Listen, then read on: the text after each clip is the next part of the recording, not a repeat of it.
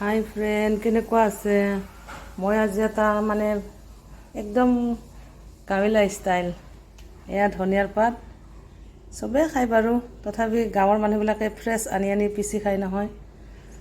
এয়া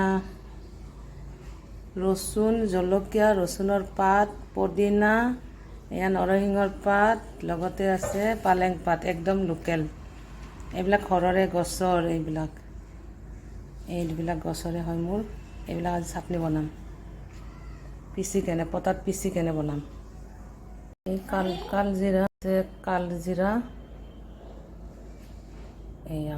এও কেইটামান দিম। এইটো খালেও বহুত ভাল।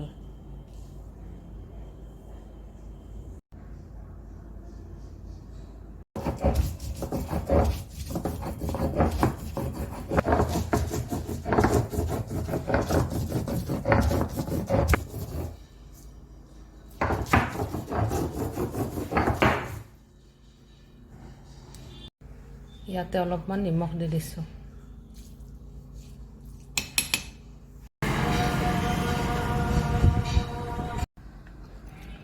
ৰেডি হৈ গ'ল চাটনিটো।